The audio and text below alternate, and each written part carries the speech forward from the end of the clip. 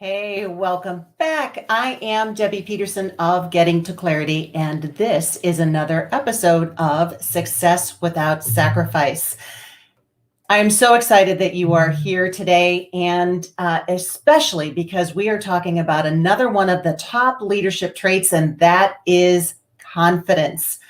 So all of the work I do is to help support and advance women leaders or women who aspire to leadership and confidence, and how to improve confidence in your leadership is something that's absolutely critical. And the reason why is because when you inspire confidence from the people that you lead, the people that you work with, your teams, you become more effective. You have natural buy-in from the people that you work with.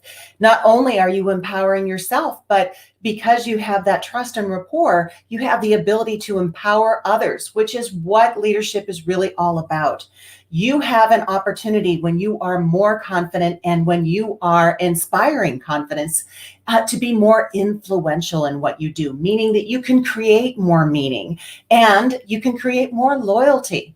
But first, it requires that you have confidence in yourself. So stay tuned. I'm going to cover 3 keys to confidence that you need to be able to grow your leadership.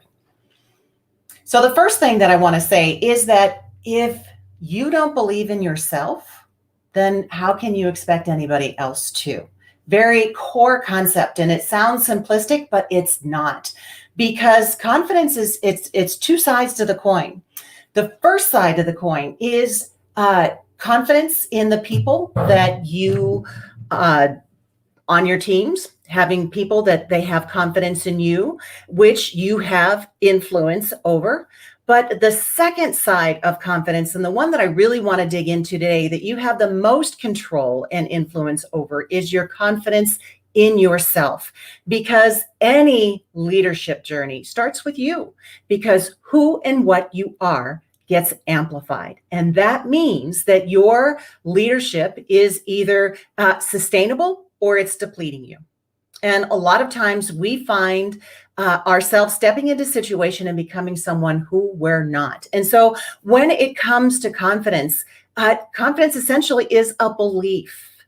And so I wanted to give you 3 keys to confidence today to help you in your leadership journey. So the first of which is it isn't just you. Confidence is something that comes up in every one of the audiences I speak to, every one of the clients that I work with. When I ask people what gets in the way of you achieving what you want most, confidence always makes the list. And there's a great book. It's called The Confidence Code. If you don't have it, or if you haven't read it, take it out from the library, grab it on your Kindle, or get a copy on Amazon. It's called The Confidence Code. It was written by Katty Kay and Claire Shipman, and they did a deep dive into confidence. And here's what they found out is that women who are in high levels of academia, women who are prominent in the military, women who are well-known in politics, well-known in leadership, superstar women athletes, they all struggle from confidence at one point or another. So confidence can very much be contextual, but what tends to happen is that we place an all or nothing value on it. We say either that we are confident or we're not confident, when in fact that really isn't true. There is a lot of great research in the Confidence Code. I know there's an article written by The Atlantic, a publication that listed out the research, gave a highlight summary of the research that was in the Confidence Code. And there are so many that are just fantastic. One of which, and I'm sorry, I can't remember who to attribute to, is that, I think it was Hewlett Packard.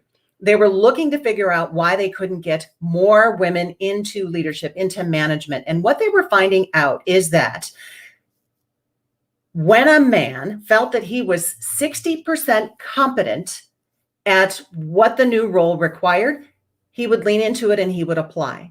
Where a woman felt that she had to be 100% competent before she even applied. meaning that she had to know everything before even walking into the job. No room for growth, which we all know if we're talking to somebody else that we're going to say that there's a learning curve, but we don't do that for ourselves.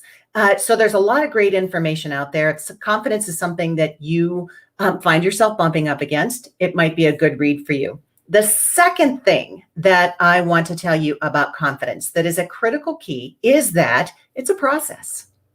It is not a one and done. It is not an all or nothing. It is not something that you are born with or not.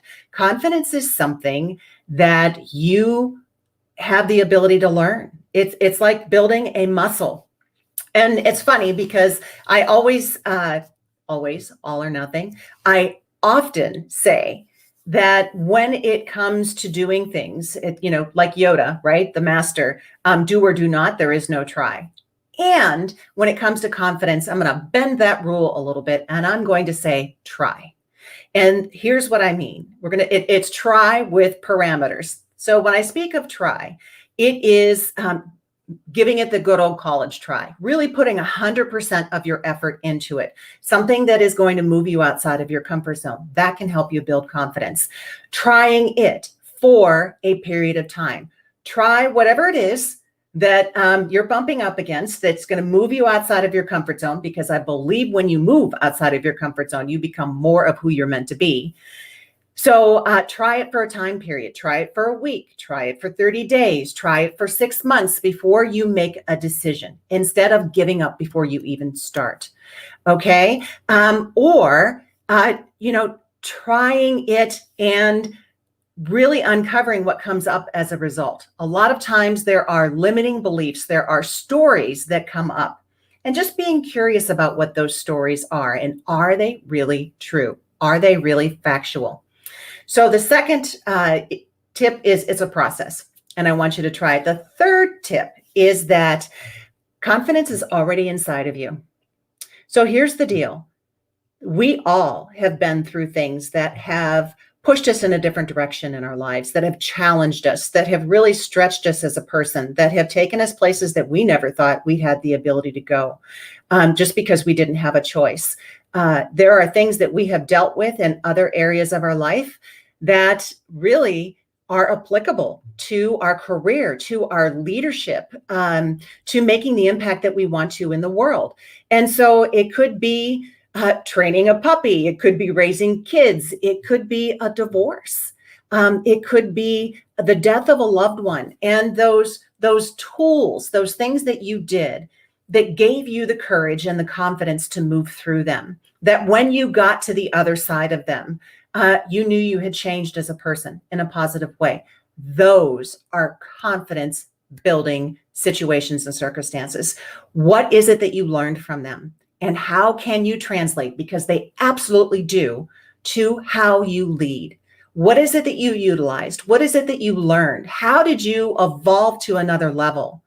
And those are all skills that you can take with you in your leadership as well. So I'm hoping that these 3 confidence keys will help you create more confidence in your leadership journey.